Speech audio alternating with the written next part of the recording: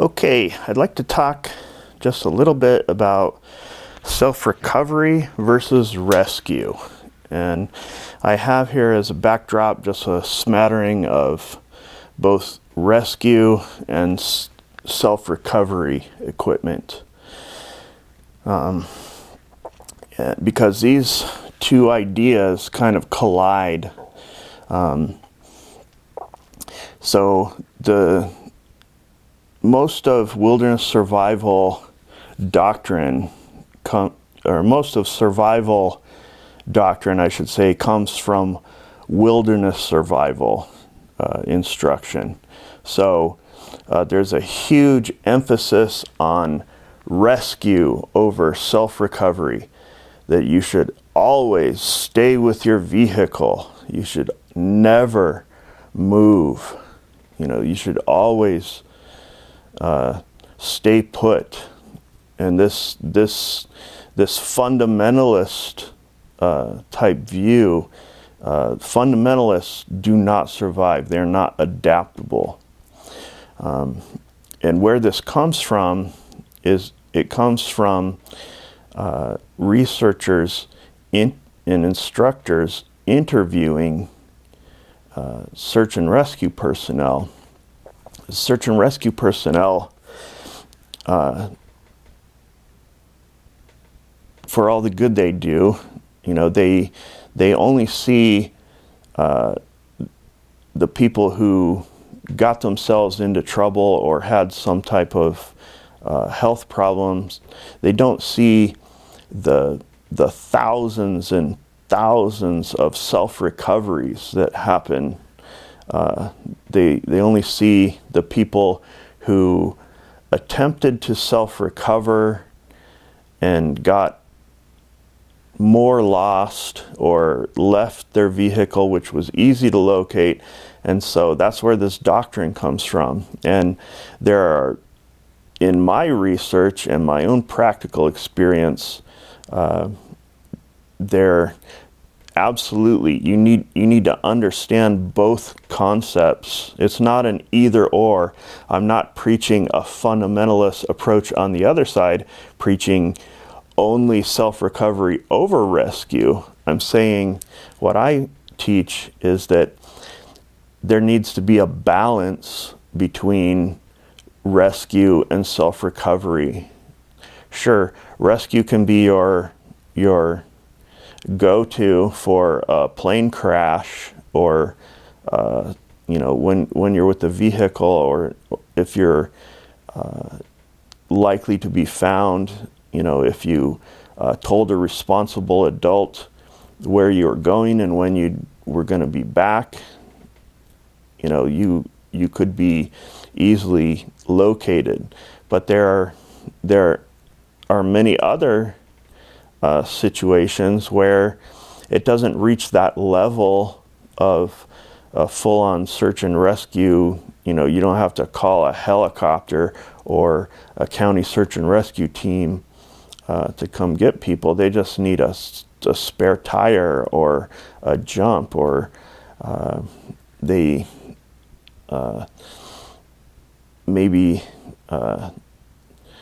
for a non-ambulatory patient, sure, you need rescue, you need CASEVAC, but there are countless smaller kind of mini survival ordeals where people have the rescue has given up and gone home and written them off for dead, or like the Jose Salvador Alvarenga, who I interviewed, who was lost at sea for 438 days in the Pacific, was never rescued, eventually drifted into the Solomon Islands and walked out of his boat and asked a villager for help. They couldn't even communicate, but his was an incredible survival ordeal.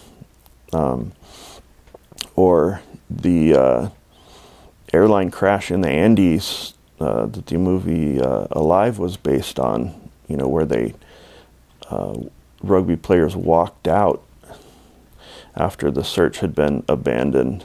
You know, there are quite a few documented cases of you know, where search and rescue won't be called at all.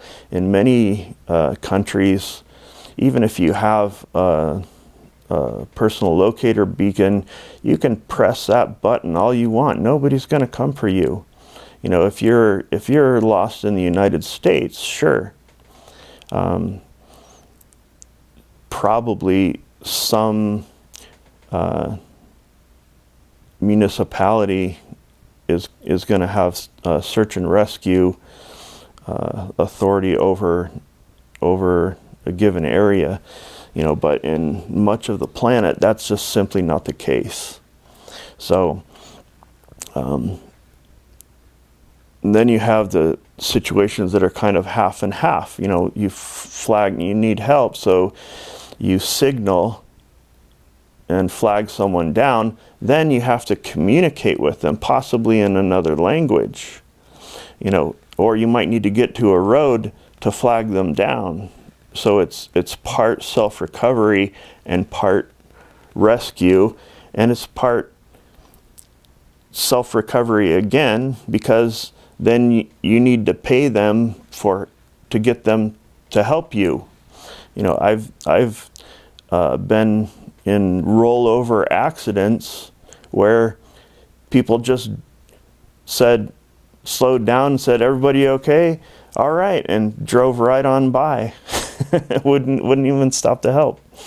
So you're never guaranteed someone's going to help, and you may need to a little social, to motivate them with a little social engineering or a little money or something to get yourself out. And then once you do get out, how are you going to communicate? If you don't have money with you, how are you going to buy water? How are you going to pay for a place to stay and transportation to where you need to get? So that's kind of the balance that needs to be struck between rescue and self-recovery, and viewing survival more from the survivalist point of view than a strictly wilderness survival point of view. I think it really shows the importance in escape and evasion, and self-recovery until rescue, or self-recovery after rescue. So it's, in my mind, it's more of a balance between the two concepts than it is a fundamentalist view of strictly self-recovery, all self-recovery, no rescue, or all rescue, no self-recovery. I think anyone who is preaching one or the other is a fundamentalist and will not adapt. And if you've studied survival for very long at all, you know that it's not necessarily the strongest or even the smartest who survive, it's the most adaptable. So be versatile and be adaptable, and don't be a fundamentalist. So hope that helps kind of sort that out. Thanks for watching.